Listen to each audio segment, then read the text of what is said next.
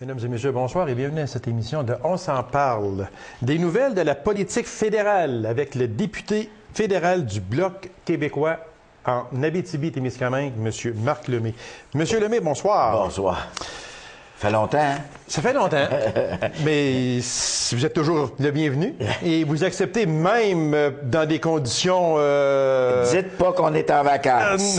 Non, c'est pas ça. Je voulais simplement vous dire qu'on vous a sorti du lit pour vous emmener ici. Là, ou à peu près. À peu près. À peu près. Une petite grippe de fin d'automne, d'hiver, de printemps. On ne sait pas trop quelle température. Oui. Vos vacances parlementaires vont bien, monsieur Lemay? Je savais que ça allait arriver. Moi, j'aimerais ça être député puis être en vacances. Mais c'est vraiment déplorable parce que, pour moi, ça a été bien parce que j'ai pu faire le tour de mon comté comme il faut. Même que je l'ai fait en motoneige, ça a duré une semaine. Oui, on voit ça, avec les résultats, on voit ça. C'est assez étonnant, effectivement. Il y a une voie enrouée, un peu de grippe. Mais par contre, ça me permet d'aller dans des endroits où je n'irais pas autrement. Oui, parce qu'il faut dire, vous avez un grand comté. Immense comté. C'est vrai. Écoutez, Andelier, Belle-Terre, La Force, les sentiers de motoneige jusqu'à Témiscamingue, ça va monter par Ville-Marie, revenir ici, les sentiers de motoneige. À un moment donné, il faudra en faire une entrevue là-dessus, là. J'aurai des remarques à faire parce que là, je les ai faites. Là, je peux parler. Okay. Mais quelqu'un peut pas parler s'il connaît pas ça, là. Puis il faut qu'on les fasse, les sentiers de motoneige. Mais ils sont magnifiquement entretenus. Je sais pas comment ils font. Mais je vais vous dire une affaire. J'ai rencontré un monsieur dans une grosse machine dans le coin de Palmarol, entre Palmarol et du Parquet, là. Extraordinaire. C'est extraordinaire. C'est du... Ça sera à l'ordre du jour de notre prochaine rencontre, monsieur. Donc, pour répondre à votre question du début, oui mes vacances parlementaires vont bien. Bon. Est-ce qu'on va vous voir à Ottawa en 2010, monsieur? C'est la grâce que nous nous souhaitons tous, mais théoriquement, on devrait être à Ottawa, commencer le 3 mars. Monsieur Lemay, trêve de plaisanterie, comme on dit, mais honnêtement, là, je sais que ce n'est pas de la faute, là, parce que de vous autres, mais honnêtement, combien à peu près de... Je vais y aller avec des jours ou des semaines, vous allez siéger, ou vous avez siégé depuis un an. Je trouve ça, moi... Écoutez, il y a eu des élections. Oui, exactement. Mais si on met tout ça ensemble, la prorogation, etc. La prorogation du mois de janvier, je vous dirais qu'on va avoir siégé pas 180 jours, peut-être autour de... Je dirais, consécutivement, là, je vous dirais une centaine de jours. En 100, à peu près. Pas beaucoup. Non, j'admets, là, écoutez. C'est vraiment pas gros. C'est pas de la faute du Bloc, là. Non, c'est ça que j'ai pris la peine de le dire avant. Un peu décidé, lui, que... C'est ça. Si le Parlement ne siège pas, je vous verrais très mal aller faire un tour à Ottawa, aller vous asseoir à la Chambre des communes, puis dire, je suis ici. Non, mais ça m'a permis d'y aller quand même à Ottawa, pour aller travailler dans des dossiers, aller rencontrer des autorités des ministères, par exemple au niveau des affaires indiennes, par exemple au niveau de Temlam, par exemple au niveau de Écoflamme, par exemple dans d'autres dossiers où on avait déjà des rencontres. Je vous donne un exemple, la semaine du 26 janvier, où on devait recommencer au Parlement. Moi, j'avais déjà des rendez-vous de fixés, alors j'y suis allé. Bon, ça a duré 2 jours au lieu de durer 4 jours, mais au moins j'étais allé faire mes affaires parce que je pouvais pas remettre les choses, là. Écoutez, le Parlement devait siéger et malheureusement, M. Harper en a décidé autrement. Alors, mais il faut que les dossiers avancent, là. Mais ça me permet de voir que les dossiers avancent. Monsieur Lemay, on va en parler de la prorogation, OK? Ça, là. C'est un mot qui est à mode. Prorogation, là, OK? On va dire proro, tiens, OK? On va se comprendre. C'est un pouvoir. Bon, ça, là, c'est arrivé le 30 décembre dernier. Oui. M. Harper est arrivé, puis il a fait une prorogation à la Chambre. C'est jusqu'au 3 mars prochain, au lieu de commencer le 26 janvier. Expliquez-nous, c'est quoi exactement? Je sais qu'on en a beaucoup parlé, mais c'est quoi? La prorogation, c'est dans le droit de le faire aussi? Oui, la prorogation, c'est un pouvoir que le gouvernement de décider que la Chambre ne siégera pas de telle période à telle période. C'est un pouvoir de la Chambre. Okay. On a beau dire qu'on pourrait, les parlementaires pourraient insister pour aller siéger. On a vu ce que ça a donné, là. Mais je vais vous dire une chose. C'est un pouvoir parlementaire du Parlement britannique qui donnait, il y a quelques siècles déjà, à la reine le pouvoir de proroger le Parlement pour que les députés qui représentaient la reine dans des comtés aient rencontré leurs concitoyens et expliqué ce que la reine voulait faire.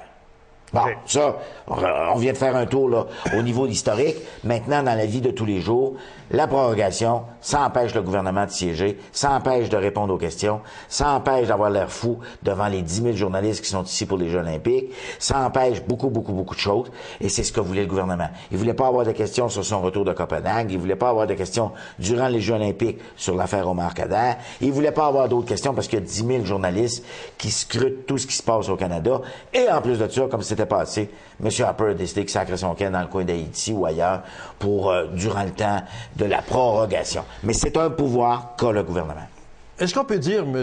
Lemay, que M. Harper est peu soucieux des règles de parlementaire? Absolument. Il a de l'air à s'en foutre comme dans l'an 40. Écoutez, ça va, c'est pas juste M. Harper, ça va même descendre jusqu'au niveau des ministres. Quand des ministres disent « j'aime ça quand la Chambre siège pas, je n'ai pas à répondre de questions, je peux faire ma job », c'est se foutre royalement de la démocratie. Parce que je m'excuse, mais on est encore dans un système démocratique, à ce que je sache, et le gouvernement peut pas siéger comme s'il était, je sais pas, dictateur, et lui, il décide qu'ils font ça comme ça. Mais il faut dire que, honnêtement, là, l'opposition, pas fort, là. Je parle de l'opposition officielle, là. Parlons des libéraux, là. Pas fort, là. On les a pas entendus fort depuis le mois de novembre, là. Est-ce que avec ça, on n'a pas voulu aussi un peu étouffer le sort qui était réservé aux soldats afghans? Ah, absolument. Ben, parce que le gouvernement est mal pris avec ça. Ben, il est mal pris dans beaucoup de situations. Et là, on va faire attention comme on va le dire, mais on va le dire pareil. Une chance qu'il y a eu l'événement qui s'est appelé le tremblement de terre à Haïti. Et ça, là, on fera de la politique, il y en a qui en font là-dessus. Moi, je déteste ça, mais le gouvernement en a fait pas mal. Et on a profité pour faire ci, pour faire ça, pour se mettre à l'avant-scène, etc. Mais Haïti, c'est triste. Là, maintenant, il faut penser à la reconstruction. Et ça, on en a pour 10 ans. Ah oui. Et ceux qui veulent avoir plus d'informations pour aller voir le magazine L'Actualité, et il y a un très bon article, il y a des très bons articles, les 16 solutions pour Haïti dans l'avenir, mais il va falloir que les gouvernements se mettent ensemble. Ça l'a permis donc à M. Harper de ne pas avoir à répondre de questions là-dessus, de ne pas avoir à répondre de questions comment on fait pour réunir les familles rapidement, parce que là, il y a des familles qui attendaient de leurs parents qui sont à Haïti et qu'on voudrait faire venir au Canada.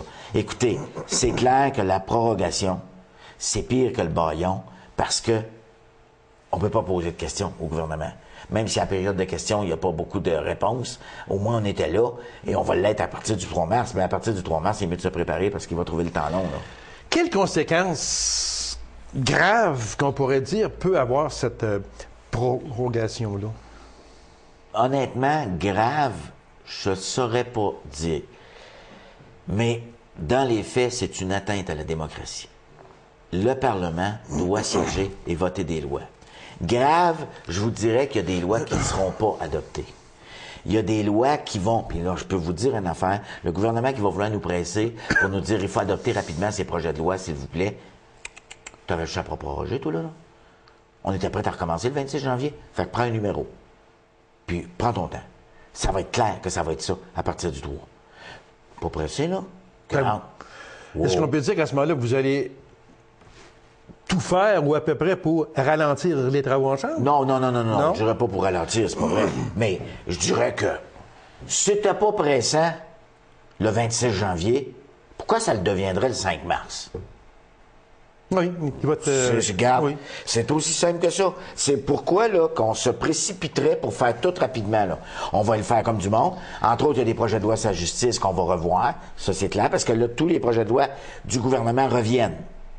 Alors là, il faut ça prend une entente unanime pour remettre les projets de loi dans l'état où ils étaient. Et c'est là que ça va être drôle. Ben, ça sera pas drôle. Ça, là, est-ce que ça veut dire que, on prend un exemple, le contrôle des armes à feu, la réforme, bon, il y a beaucoup de projets de loi qui étaient sur la table. On n'a pas à les recommencer. Oui et non. Parce que s'ils ont déjà été en première et deuxième lecture, là, on reprend où ils étaient. Non. Ben oui. Non, pour ce qui est des projets de loi privés, vous avez raison. Les projets de loi privés étant des projets de loi présentés par des députés. OK. Eux autres, ils restent dans l'état où ils étaient. Les projets de loi publics, qui sont ceux du gouvernement, qui ont été déposés et qui commencent tous par C1, C2, C3, C4, C36, C53, ça, là, ces projets de loi-là. Il faut les reprendre s'ils n'ont pas été sanctionnés et reçu la sanction royale signée par Mme Michaëlle Jean. S'il n'y a pas eu ça, là, on commence. Et c'est là que le gouvernement veut dire, ben là, écoutez, si vous l'aviez adopté, vous n'allez pas recommencer. Oui, monsieur. Entre autres en justice, sur les jeunes contrevenants, en justice dans certains dossiers où on imposait des peines minimales d'emprisonnement, parce que nous autres, on dit au gouvernement, c'est pas les peines minimales d'emprisonnement qu'il faut faire, c'est bien de valeur, c'est de faire purger leur temps aux détenus. Le problème, j'ai toujours dit, puis moi, j'ai fait du droit criminel pendant des années, c'est pas que les gars reçoivent des petites sentences, c'est qu'ils les font pas. Et ça, c'est le problème. Monsieur Lemay, est-ce que tout ça, ça va obliger un discours du trône? Oui. Ça va obliger un discours du trône. Ça veut dire qu'à la rentrée, le 3 mars, le discours du trône. Le 3 mars et le 4, le budget. Alors, c'est des questions de confiance. Et oui, je vois venir votre prochaine question peut-être dans vos yeux. Oui, on pourrait être en élection le 5 mars. Mais... oui, voilà. Qui est prêt à s'en aller en élection? Ben oui. À part le Bloc, il n'y en a pas. Vous autres, vous êtes toujours prêts parce que vous ne gagneriez jamais. Non, vous êtes toujours prêts. Tout le temps. Non, c'est pas nécessairement ça. Ah, oui. Mais pour défendre les intérêts du Québec, on est prêts en masse. Oui, mais ça, je vais vous dire une chose, les libéraux ne sont pas prêts. C'est parce que là, on a fait, comme on dit, très de plaisanterie, M. Lemay, mais il reste un fait pareil, c'est que, honnêtement, M. Harper n'est pas prêt à aller au peuple. Mais il y a de l'argent. Ignatignev, il n'est pas prêt, parce qu'on va en parler tantôt, là, de ce monsieur, là, qui était le sauveur du peuple. Et puis, je pense que... Est-ce que je serais malin de dire que entre Stéphane Dion et lui, il n'y a pas grande différence? Non, vous avez raison. Écoutez, je vais vous rappeler... Attendez, on va faire un petit historique pour ceux qui nous écoutent, là. Rappelons-nous, en décembre 2003, Jean Chrétien se préparait à partir et il y a un homme qui s'appelait Paul Martin qui s'en venait. Et attendez, quand Paul Martin va arriver, vous allez en manger une, toc, toc, toc, toc, toc. Vous allez voir que vous allez en manger une, toc, toc, toc, toc. C'est le sauveur du Parti libéral. Paul Martin est arrivé et je pense qu'il est reparti. Puis il n'a pas fait grand-chose là. Il y a eu le scandale des commandites, il y a eu tout ça. Après ça, il y a eu la course à la chefferie du Parti libéral. Attendez, il y a eu Bob Ray, il y a eu Michaëlle Ignatieff, et aux surprises, le lapin sorti du sac, c'est Stéphane Dion qui a été élu. Ah ben là, tout le monde disait, Stéphane Dion, vous allez voir, le Québec va prendre son trou, vous allez voir, ça a été...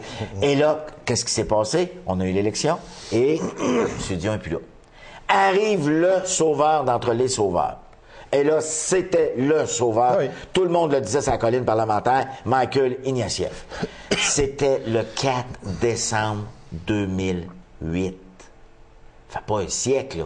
4 décembre 2008, M. Ignatieff s'en venait. Et c'est là qu'il y a eu la fameuse prorogation, parce qu'il y a eu la fameuse coalition. Vous vous rappelez, on avait fait une entrevue là-dessus. Oui. Et là, aujourd'hui, 1 an et quelques semaines après, là, où est M. Ignatieff? Le sauveur, là, il passe pas. Alors, ça pose un problème aux libéraux, là. Et c'est ça, la situation actuelle à Ottawa. C'est que le seul parti qui peut renverser les conservateurs et prendre sa place, ce sont les libéraux. Le Bloc, ce qui nous intéresse, c'est de savoir ce qui va se passer au Québec.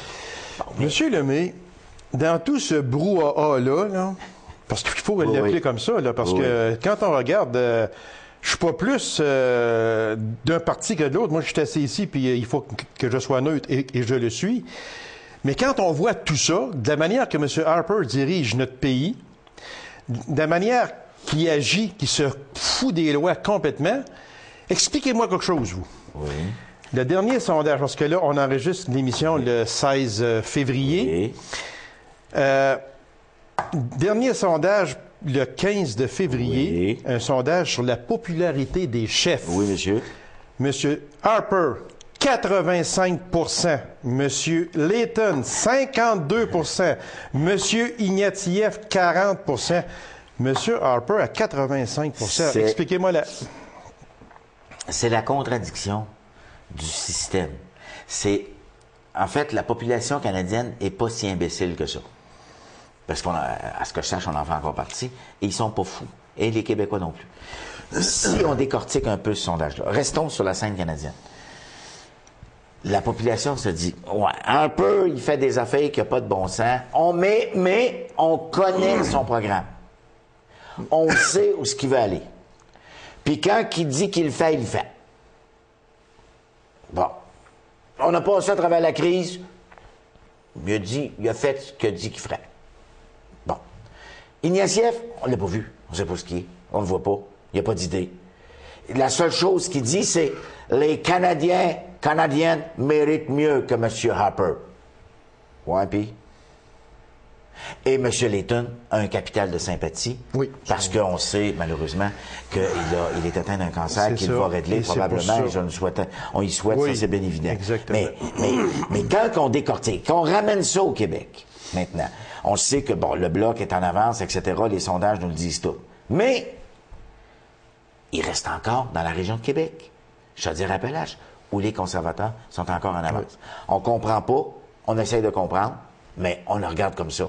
Mais le monde, puis moi, je fais confiance à la population, ils font confiance à quelqu'un qui dit qu'il ferait ce qu'il dit qu'il ferait, comme on dit dans notre jargon. Donc, pour le peuple, c'est correct. À date, M. Harper, il nous a... ça n'a pas été si pire, la crise. C'est pas si pire, ça en est bien sorti. Bon, OK, l'Afghanistan, moi, mais là, Omar Khadr, ça te touche-tu? Ça te pas. Oh, je parle de la population générale. Oui, moi, j'ai fait le tour de mon compte en motoneige. T'arrêtes d'un dépanneur Andlier, là.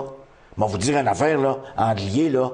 Ils veulent pas savoir si Omar Khadr va être ramené au Canada, là. Ils veulent savoir quand est-ce que le cellulaire va rentrer en Andlier. Puis quand t'arrives à Tachereau, c'est la même affaire. Puis à Launay, c'est la même affaire. Puis à Berry, c'est la même chose. Bon, ben, je veux dire, c'est la préoccupation des gens, puis je les comprends. Y a-tu de la job? On va-tu avoir une job demain matin? Y a-tu, bon. Nous autres, il faut qu'on se démarque avec ça et qu'on essaye de faire avancer nos dossiers pour dire, bon, ben là, regardez, là, Norbord, il y a ci, il y a ça, Temlam, Tembec. Bon, c'est tous ces dossiers. Monsieur Lemay, une dernière question sur la fameuse prorogation.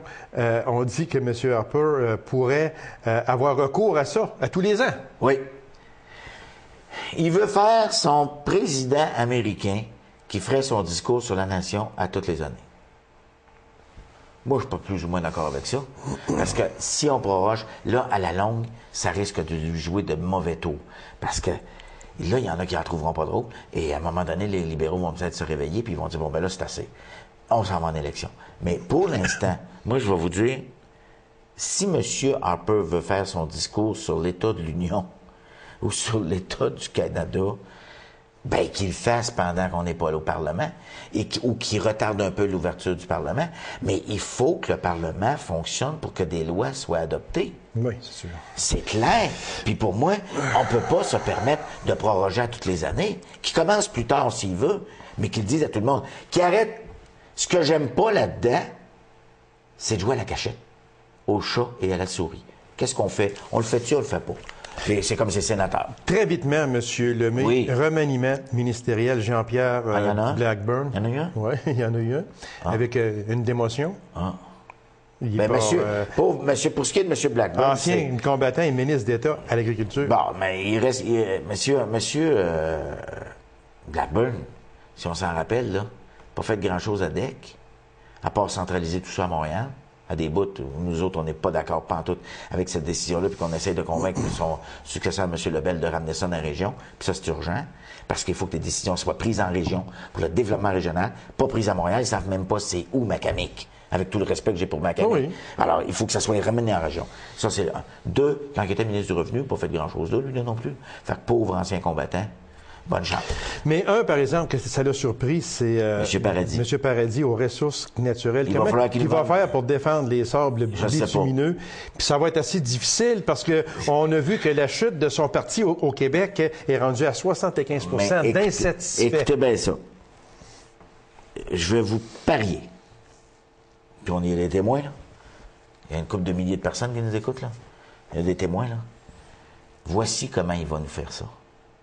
Puis je vous garantis que ça va être demain. Il va nous dire, écoutez, on a besoin des sables bitumineux pour payer la péréquation qu'on verse au Québec. Et c'est là qu'on l'attend avec une brique PFNA. J'espère que ce message-là va se rendre jusqu'à lui, là, mais on l'attend avec une brique PFNA. Parce que ça va être ça. C'est sûr, il n'y a pas d'autre solution. Il faut qu'ils vendent les sables bitumineux de la Tabasco, des sables bitumineux de l'Alberta au Québec. Nous autres, c'est polluant à mort. Puis c'est lui qui va nous vendre ça. Je veux dire, à part ça, là, genre, il reste le bras droit du premier ministre, mais C'est à défaut d'avoir d'autres personnes plus compétentes du Québec là-bas. Il y en a pas mais... Il y en a 10, 12, puis regardez, c'est toujours les mêmes qui jouent à la chaise musicale. Là. Coder là-dedans, lui. Il est libéral. Ah oui. Il se fait rien. Il mettra pas conservateur. Oui, mais je comprends, mais quand même, je veux dire, on l'entend pas. Ah, ben non. On l'entend pas. C'est sûr que c'est un libéral, oui, mais c'est un libéral qui a perdu beaucoup de galons par rapport à Toronto. Bien, par rapport à toute la crise. Mais c'était un gars qui pouvait aller faire face à Paradis n'importe quel temps et il s'est retiré. Mais ils sont écoutez, c'est ce que je déplore du Parti libéral. Il y a 13 députés, si ma mémoire m'est fidèle, du Québec, du Parti libéral. Le seul qu'on voit de temps en temps, c'est effectivement M. Coder. On voit pas beaucoup les autres. On sait pas trop. Mme Jennings à la justice, des fois. On les voit, là, tu sais, dans les conférences de presse, on voit M. Ignatieff et les autres sont autour, là. Mais ils sont pas forts, là. Et c'est de quoi profite le Parti conservateur. Mais on va voir au cours des prochains mois. On va voir qu'est-ce qui va se passer parce que c'est encore un gouvernement minoritaire, il faut se le rappeler, à Ottawa.